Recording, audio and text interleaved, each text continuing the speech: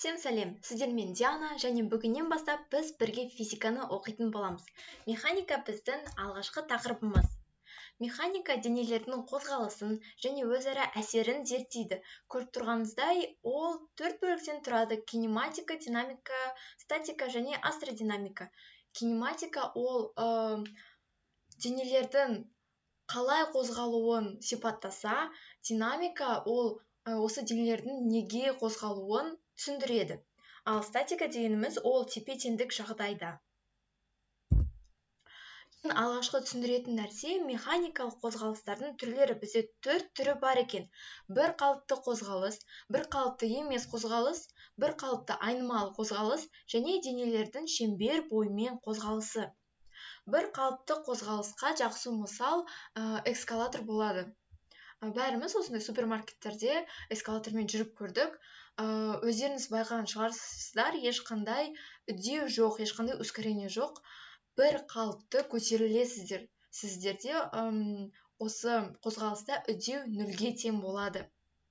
Бір қалыпты емес қозғалыста сіздердің жылдамдықтарыңыз әрдайым өзгеріп отырады. Біресе үлкен болып, біресе кішірейеді. Сонда V тең емес конст. Бір қалыпты айнымалы қозғалыста сіздерде тағыда V конст болмайды. Себебі сіздерде үдеу константа болады.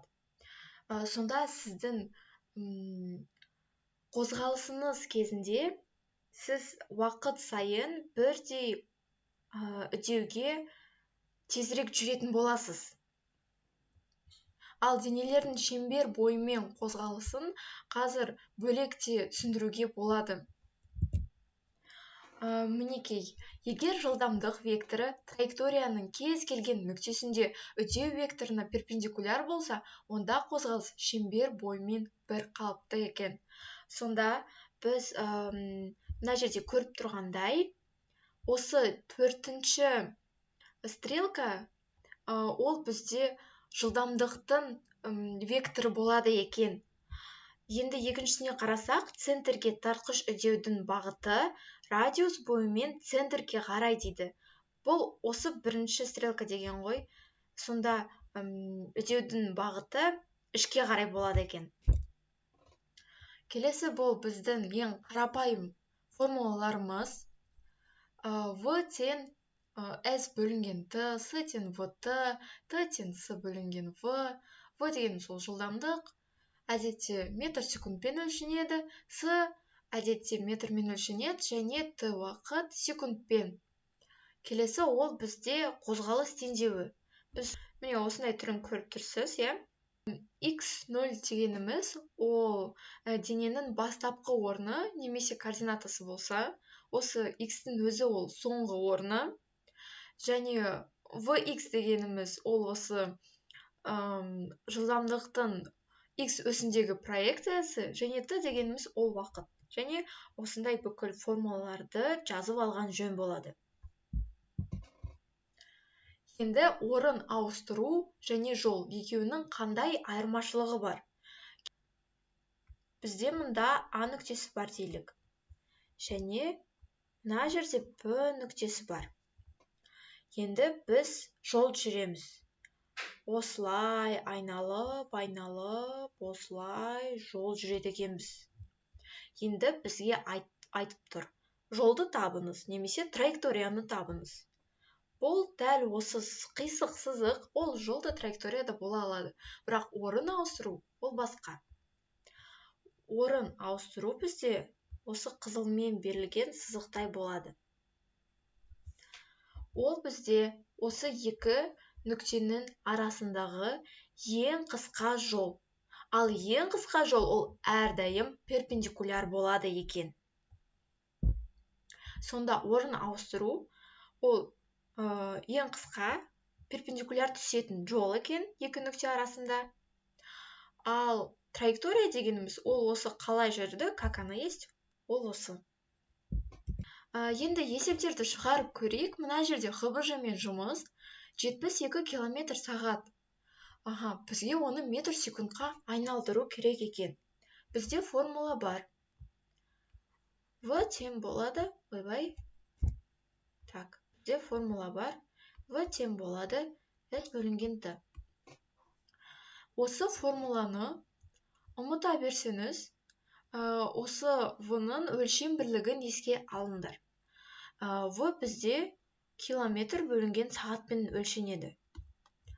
Ал километр дегеніміз не? Ол жол s. Ал сағат дегеніміз не? Ол уақыт t. Сонда осылай өлшем бірлікпен кез келген формуланы негізі еске түсіруге, шығаруға болады екен.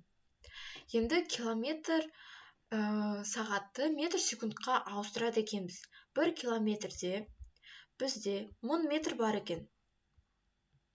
Және 1 сағаттың ішінде бізде 3600 секунд бар екен. Енді екеуін осып бөлсек, 3,6 шығады екен.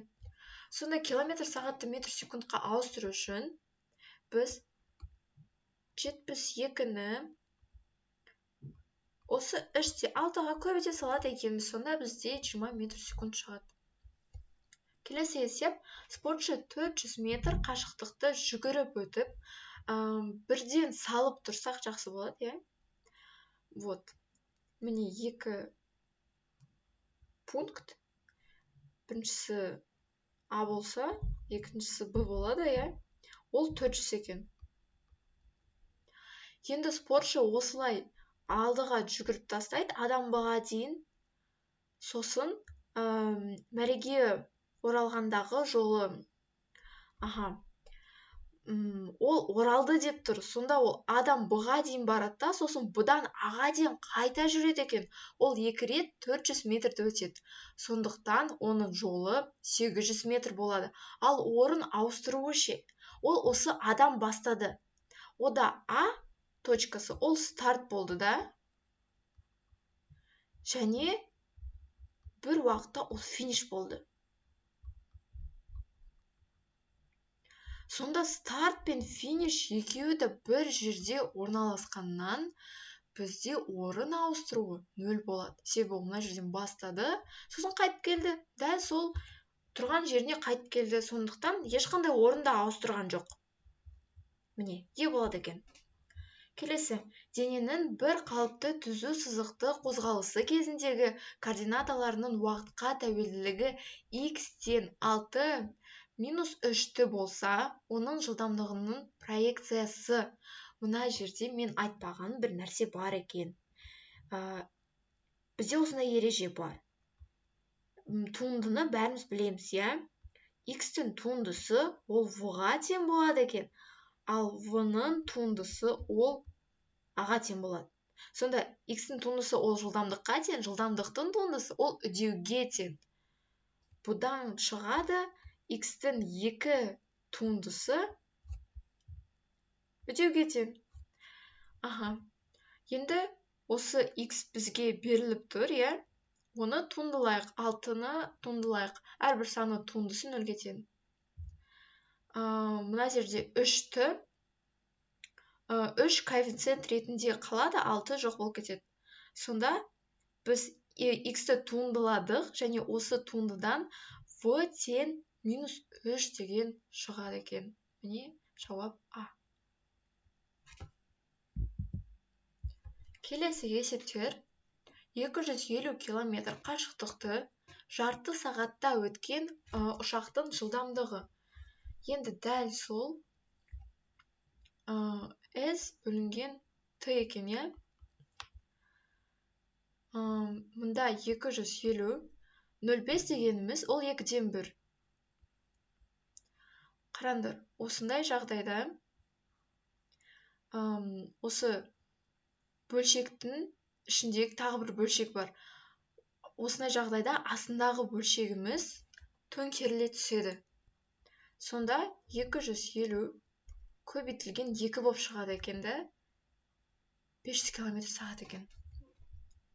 Пойыздың 25 минутта өткен жолы 60 км болса, оның жылдамдығы. Бізде мұнда қайтадан ХБЖ-мен жұмыс. Қараңдар, ответтері метр секунд тиді. Ал бізде минут пен километр. Біз минутты да, километрді да осы метр секундқа айналдыру керекпіз.